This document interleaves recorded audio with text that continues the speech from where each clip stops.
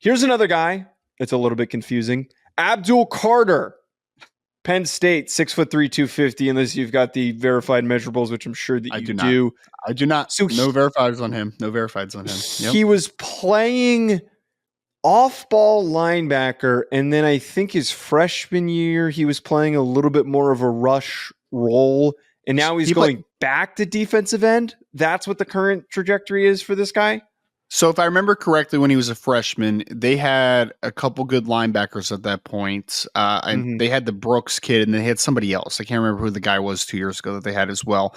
But I believe he was the Sam linebacker in their 4-3 alignment as a freshman. So which means obviously Sam backer, there's a lot of things that you can do as far as he's an off-ball linebacker by trade, but you can put him up on the line of scrimmage and some under fronts and like do that type of stuff, right? So he was a little bit of a versatile piece as a freshman, which he really did well in. I mean, he was only the second player ever, and I know I'll go into the high school background as well, Joe, but like he was the only second Penn State freshman ever to have 10 plus tackles for loss and 6+ sacks in his first season in Happy Valley as a true freshman. Wow. So pretty good little tidbit there as far as his production. His production dipped this past year because they just kind of, he was still an attack style player. Yeah, it was a little bit frustrating, to be honest with you.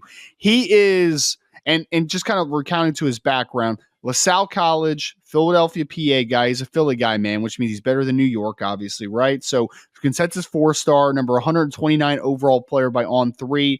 LaSalle College prep. Everybody knows the Philadelphia area. A lot of guys that they just kind of grow up Penn State guys. So like a lot of those Philadelphia, PA guys, they go up to Happy Valley and play. But you're correct. He is a very, man,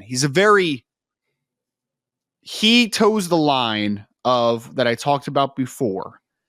Athletically, I'm all in, dude. Like I am all in on Abdul Carter. He is, like you said, 6'3", 249 pounds, and he's all of it, dude. Like he is a physically dense football player.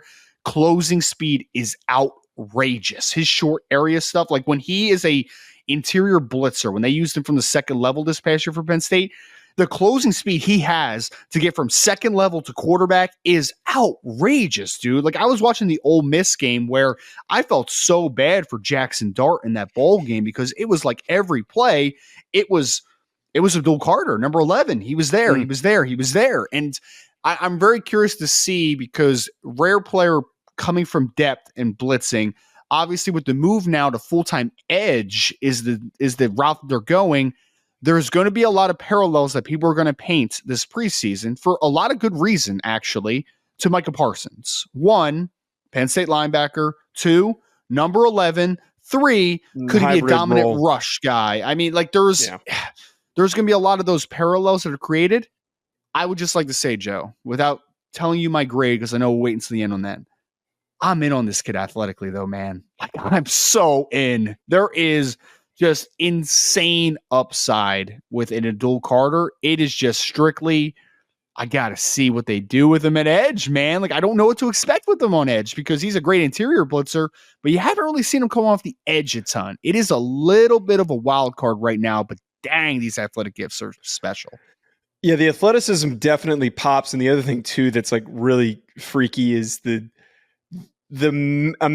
magnitude of the hits that he's able to deliver. Like there's some hits that he really pops some guys in some of these games, and you're just watching going, holy hell, that was a brutal shot that he gave. Yeah. You nailed it, the description. I'm not going to retell what you said there. I just legitimately don't know what he's playing in the NFL, because there's this seesawing back and forth usage for him that's happening at Penn State. I wish they would have just picked a position. Like, I didn't think he was a bad linebacker. Why are they moving him back to defensive end? Is it because they don't think they have enough defensive ends? I don't know if he's really built to be, or not that he's not built to be a defensive end. I just don't know if that's like his most successful position when he showed some really good stuff at off-ball linebacker. I think he could definitely play that Micah Parsons role, maybe not to the defensive player of the year candidate level that Micah Parsons did, but he certainly could, where he's off ball and then he's also coming off and rushing. He needs to be doing both. He shouldn't be doing one or the other. Yeah. It's so interesting because I look at his profile though, and I say, if I'm going to project a guy to do tweener stuff or hybrid stuff, I want guys that have that type of athleticism where I could project to either spot. And I do think he has that, man. Like this is, again, we're talking about a 6'3", 249-pound kid that is well built. And I think you illustrated something perfectly. He comes to balance and he strikes, man. When he gets downhill and he gets ahead of steam, it is, it's momentum times raw power all combined into one, size and a move. Like he's basically like the juggernauts from X-Men when he gets going, dude. It's just like, and there's no wall that's going to stop him when he gets momentum moving. I understand the concern. I will say this though. I would be a lot more certain on Abdul Carter probably 10 years ago when 3-4 alignments and playing 3-4 base was a lot more specific. Yeah. I think he would be a tremendous 3-4 outside linebacker. Yes. The problem is that, again, we're in the world of 3-4 base, but you play base less than 50% of the time. So that's where that absolute becomes a little bit less apparent with a guy like him. But I am going to bet on it in the preseason. This is one that I could get burned on, to be honest, just kind of looking at my grade, because full transparency, I'm betting on the athlete here, man. I am betting on the athlete that whether it is as an edge or it is as an off-ball linebacker, whatever the heck he ends up playing on the next level, I think he has rare athleticism for a guy his size. Again, man, we don't see 6'3", 250 guys that move like this very often. It is a very unique skill set. So I have a high grade on him. I'm taking a gamble on him, full transparency. If I'm wrong, I will say that I was wrong for X, Y, and Z reason and move along. But dang, I think this kid is a special athlete at the position. Absolutely special. So why I'm annoyed though about this position change is I feel like we're not going to get to see what his full capability is as an edge rusher this upcoming year. He's certainly athletic enough to succeed, and he's physical enough, he's long enough. Yep. But there requires a certain amount of time to learn the nuance of the position. Like we're watching now James Pierce Jr. and Patrick Payton, Mykel Williams. These guys who you watch them on film have hand usage skills, but are still clearly developing them.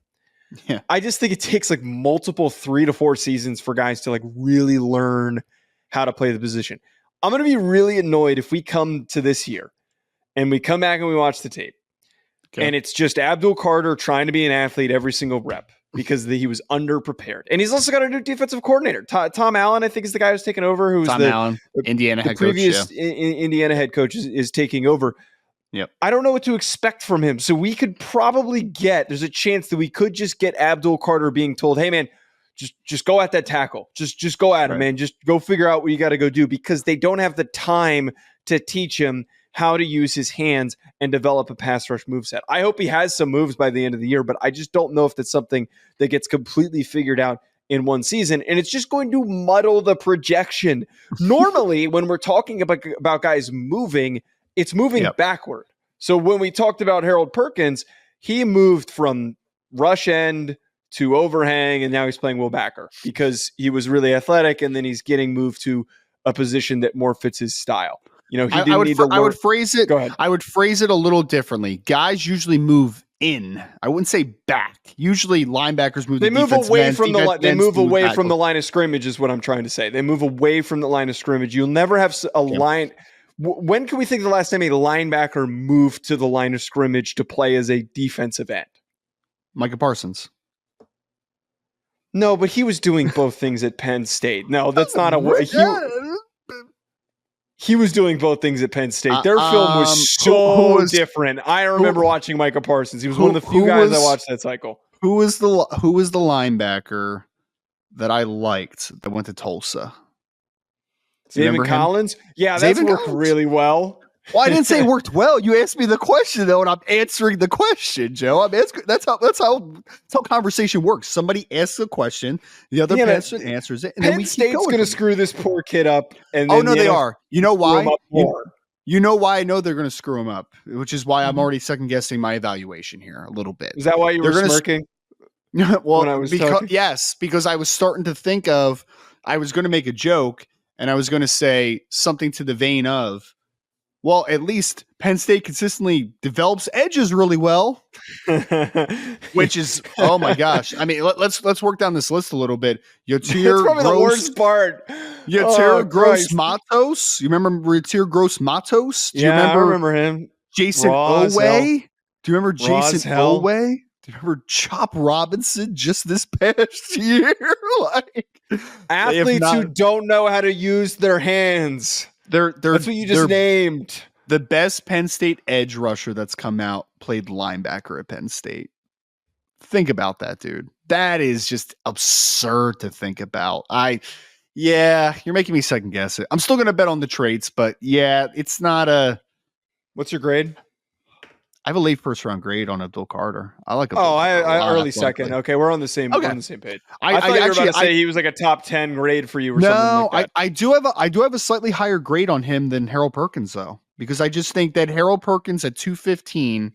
6 foot slightly plus is a very good athlete for that size, right? Great athlete for that size, we can even say. Yeah. But I do think that Abdul Carter, and we're talking about summer scouting and projection, I do think Abdul Carter's a rarer athlete at his size than what Harold Perkins is at his size, if that makes sense. So yes, gambling on upside, flashes are insane, absurd, so much fun, as the kids say around these parts. But man, it is a wild card. He is a wild card in this class without question. We used to do these and we used to compare the two prospects. I'm glad that we stopped doing that, but I think in this conversation it actually applies because I have Harold Perkins higher because the way that I look at this, Ryan, is that yes, Abdul Carter is a rare athlete for his frame. Yes, if Abdul Carter hits, his impact on a snap-to-snap basis is going to be higher. Just from the basis of the position, his ceiling is higher than Harold Perkins. Just that's how it works. Right. But I think that because we're seeing Harold Perkins move into a role where there's going to be less overthink, and he's already a naturally good decision maker on the field, it makes more sense for him to eventually succeed. I just have to put Abdul Carter slightly. Sure, he is projecting into a safer situation that I can. He is projecting counter to a picture. Wait. He's projecting to a picture that I can actually visually see. I don't know what the picture is of Abdul Carter. I don't. Counter though. Here's the counter because I agree with you in the sense that Harold Perkins, I think, is a higher floor player than Abdul Carter to his position switch. Like I could see that one working out more seamlessly. Okay. But here's the difference, Joe. If Abdul hits or if Harold hits, because they are both question marks at this point as far as how well they do hit at their certain spot. If Abdul hits at edge compared to Harold hitting at linebacker, which is a more valuable position, right? And that is kind of what I just said. That was what I led in with. I agree with you. Okay. Yeah, we're agreeing to disagree. Okay, great. Wait. Are we disagreeing though? You just said we agree. Well, we're disagreeing because we've got one guy ranked over the other, right? Okay. That's fine. That's fair. I have one guy ranked at a different spot than you do, but we're both agreeing that one position is more valuable than the other. Absolutely. Oh yeah. Yeah. Not this even is going to be I can't wait, and I'm glad that the timeline has been pretty clean. There hasn't been a lot of people are taking vacation. You guys are soft. A lot of people are taking vacation. There's not enough stupid people yet that have come and tried to ruin Abdul Carter.